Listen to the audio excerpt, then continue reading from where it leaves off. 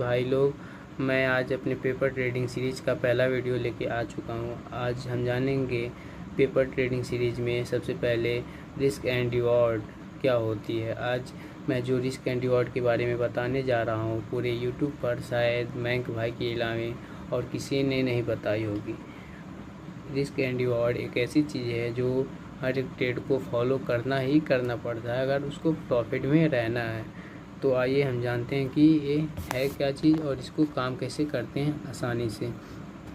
देखिए, अगर आपका कैपिटल स्टार्टिंग में 1000 है तो आप चाहते हैं कि अगर आप अपना कैपिटल ज़्यादा से ज़्यादा ट्रेड करना कैपिटल पे और जल्दी ना ड्रॉप करना कि जल्दी आपका कैपिटल ना उड़े, तो आपको ये रिस्क एंड रिवॉर्ड सिस्टम ज़रूर अप्लाई करना चाहिए, एक बार देखना ज़रूर चाहिए।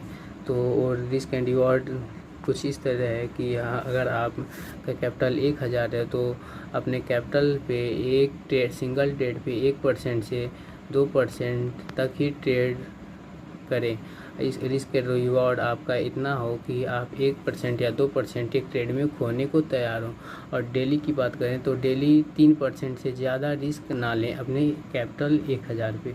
अगर आपका कैपिटल 1000 है तो आप 3% से ज़्यादा ट्रेड में रिस्क ना लें, क्योंकि अगर आप इससे ज़्यादा रिस्क लेंगे तो आपका ट्रेड जो है, ट्रेड लॉस जो है वो बढ़ जाएगा। क्योंकि बढ़ने के बाद होगा क्या, आप कम से कम ट्रेड कर पाओगे, जिससे आप सेटिस्फाई नहीं होगे, क्योंकि आपका ट्रेडिंग कम से कम में ही ट्रेडिंग कैपिटल ख़त्म हो जाएगी।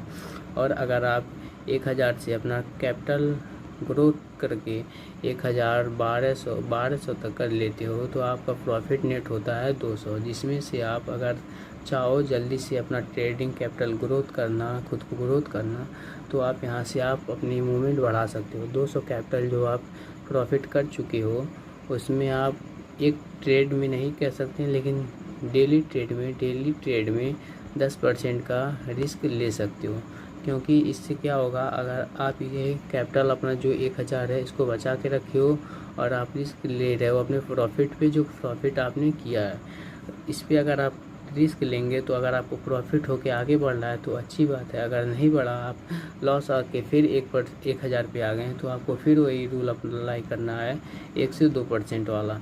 अगर आप फिर से 1200 से आके 1000 पे आ गए हो तो फिर से आपको 1% से 2% लॉस लेके सिंगल ट्रेड पे ट्रेड करना चाहिए और 3% मैक्सिमम लॉस होनी चाहिए डेली का।